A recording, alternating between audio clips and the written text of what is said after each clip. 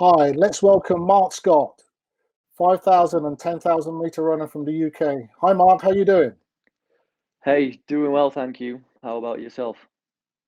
Well, also good. Tell us where you are in the world at the moment, I'm currently in the US, Park City in Utah.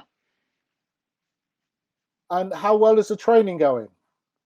It's going very well. Yeah, things seem to have progressed really well from the races I've been doing early in the year. So yeah, things are good, no complaints, and the weather's really nice here too, so that helps. And have you had any build up to any competitions yet?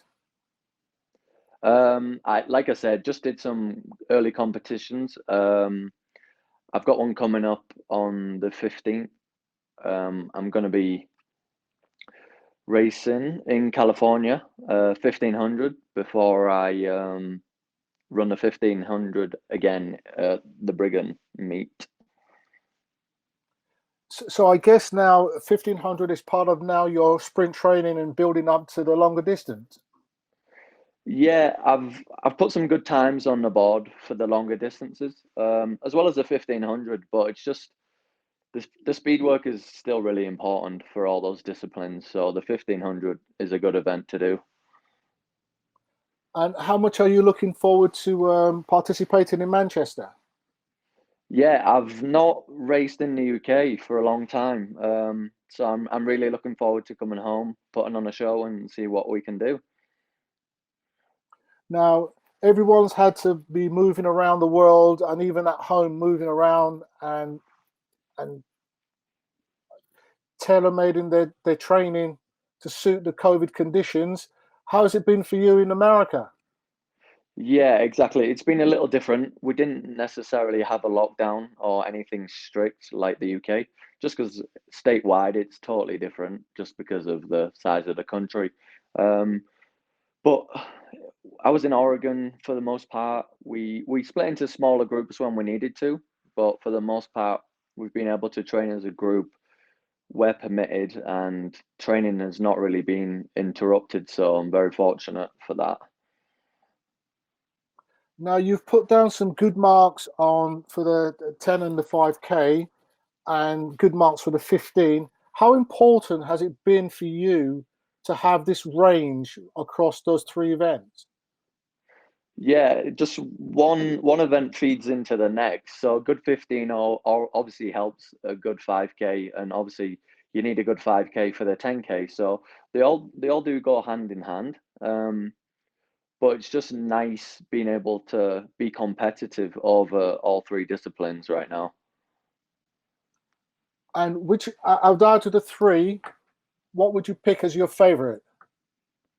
Um, Favorite maybe would be the 1500, but it's not my strongest event. So my strongest is probably the 10K. Um, and that's where my focus kind of does lie going into the rest of the season. Okay, and how much are you looking forward to being on that plane to get out to Tokyo?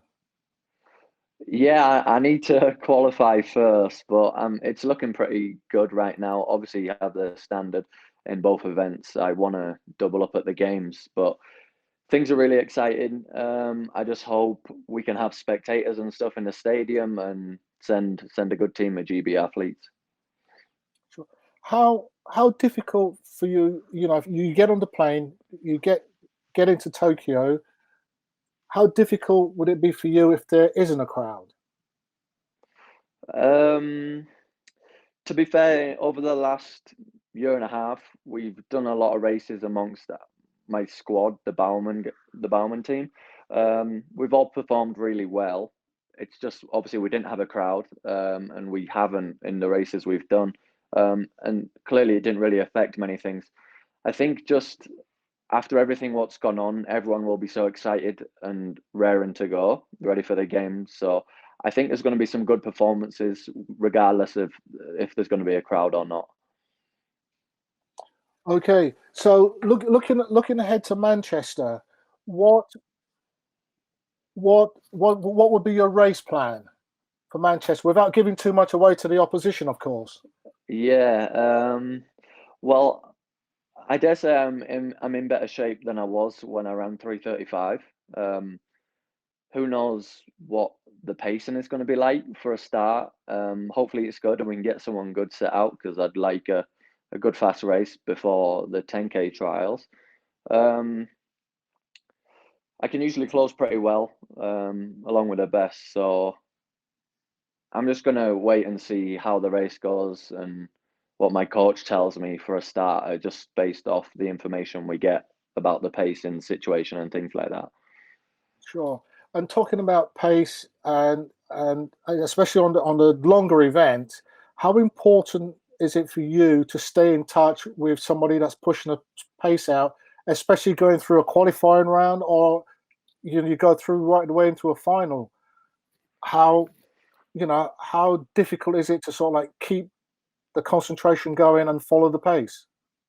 Yeah, well, it's easier to follow the pack and the pace than it is to get dropped and try and do things solo, or even do it on your own at the front. So I never look for any gaps to appear and stuff like that. So I'm always trying to follow the pace, regardless if I think it's too quick or even too slow. I can know I can close pretty well.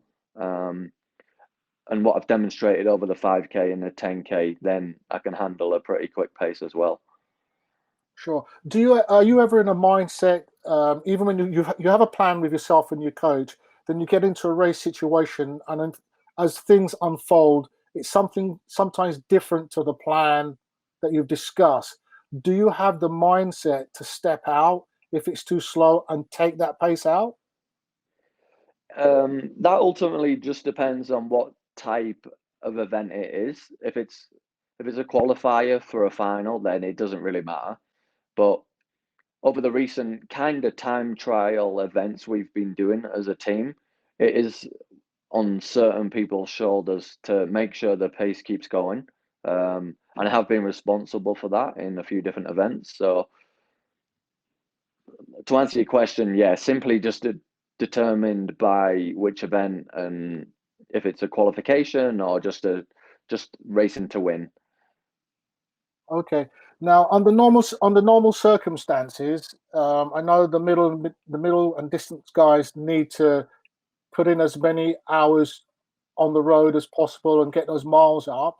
But under normal conditions, what's your kind of get down? How do you relax? Um, I just watch a lot of Netflix. I call people from home and things like that. Just got a house now here in Park City. We got a pool table, home cinema, and stuff like that. So we're not short of things to do. The little games room, for example. So we're not short of things to do just when we need to relax. So in other words, it's all going pretty well, and you're living a life of luxury. I am, yeah. This house we're in is actually incredible. To say it's someone's second house, and we're obviously just renting through Airbnb, but yeah, life of luxury right now. And how is the interaction between you and your training group at the moment? Are you all bouncing off each other? Yeah, exactly. We do that quite often. And right now the group is really fit. A lot of people looking to come out and dominate at the trials at their respective ones. Most people obviously in the US trials, which are lining up with the British Championships as well. So um, things are going really well on a whole for for the whole team. We're just excited to show our fitness and what we can do, and see how many we can get on the plane to Tokyo. Okay, well, thank you very much for that insight to what's happening on your side of the world, and we look forward to welcoming you in Manchester. Take care Yeah, for now. appreciate it. Yeah, looking forward to being there. Thank you.